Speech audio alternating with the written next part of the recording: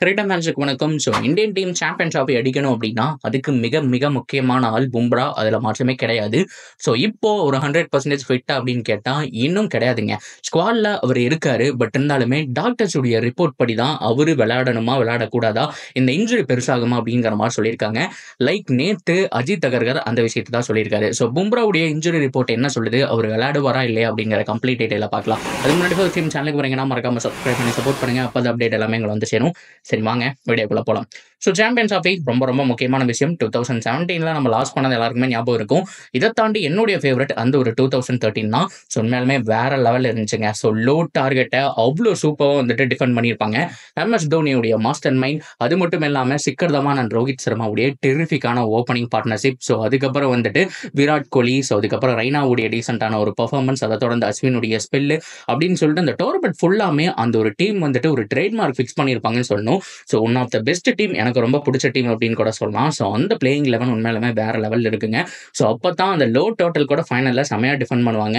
ஒவ்வொரு பவுலிங் பர்ஃபார்மன்ஸும் நல்லா இருந்துச்சு. இசாந்த் சர்மா போட்டதாகட்டும். இதை தாண்டி ஒவ்வொருத்தருடைய பர்ஃபார்மன்ஸுமே நல்லா இருந்தது. அந்த ஒரு இந்தியன் டீம் வேற லெவல் இருந்துச்சு. அதுக்கப்புறம் 2017லையும் பெஸ்ட் 11 வச்சிருந்தாங்க. அன்பார்ச்சுனேட்லி வின் பண்ண முடியாமல் போயிடுச்சு அப்படிங்கிறதுல மாற்றம் கிடையாது. ஹர்திக் பாண்டியா செமையாக ஆடிட்டு இருந்தாரு.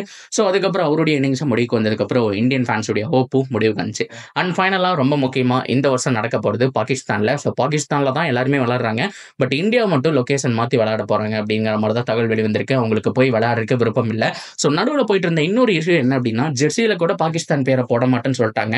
இதெல்லாம் கொஞ்சம் ஓவர் தான்ப்பா அப்படிங்கிற மாதிரி ஐசிசியை 2 திட்டி அப்படியெல்லாம் பண்ண முடியாது. எல்லாருக்கும் ஒரே ஜெர்சி தான். நீங்கள் பாகிஸ்தான் நேமை போட்டு தான் ஆடணும். ஏன்னா அவங்க ஜெர்சியில் அவங்க நேம் போட்டு ஆடி இருக்காங்கல்ல அப்படிங்கிற மாதிரி. ரொம்ப ஃபோர்ஸ் பண்ணி தான் ஜெர்சியில் அந்த நேமையே போட வச்சிருக்காங்க. பாகிஸ்தான் ஹோப்ஃபுல்லி பெஸ்ட்டாக நடத்துவாங்கன்னு எதிர்பார்க்கலாம். ஆனால் இன்னும் ரெனோவேஷன் ஒர்க் அப்படிங்கிறது தான் போயிட்டு இருக்கு. அவங்க இன்னும் ஸ்டேடியமை கம்ப்ளீட்டாக பில்ட் பண்ணல. இன்னும் பிட்ச் எல்லாம் ரெடி பண்ணல. இன்னும் 10 நாள் தாங்க இருக்கு. என்ன பண்ண போறாங்க பாகிஸ்தான் அப்படிங்கிறத பொறுத்து இருந்தா பார்க்கணும். இதுக்கப்புறம் இந்தியன் கப் அடிக்கணும் அப்படின்னா, இந்தியன் டீம் கப் அடிக்கணும் அப்படின்னா மிக முக்கியமா பவுலர்ஸ் உடைய ஹெல்ப் வேணும்.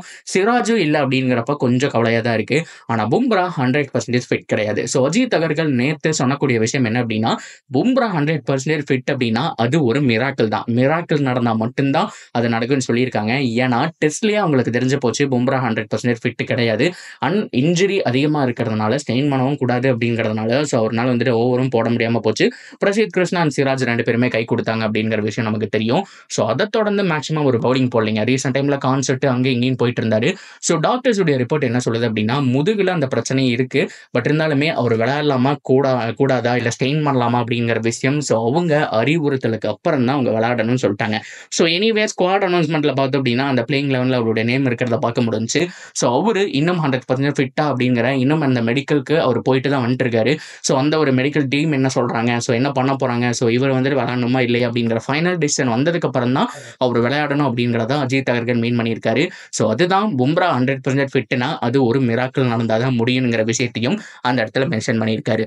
இதுக்கு நடுவில் இன்கேஸ் வந்துட்டு டாக்டர்ஸ் யாரும் பாசிட்டிவாக சொல்லலை அப்படின்னா என்ன பண்ணணும் அப்படின்னா, வேற வழியே கிடையாது. முகமது சிராஜை மறுபடியும் உள்ள கொண்டு வந்துடும். அது ஒன்று தான் மிகப்பெரிய ஒரே சான்ஸ் அப்படின்னு சொன்னோம். எஸ் நம்ம பிளேயர்ஸ் எல்லாம் நிறைய பேர் இருக்காங்க.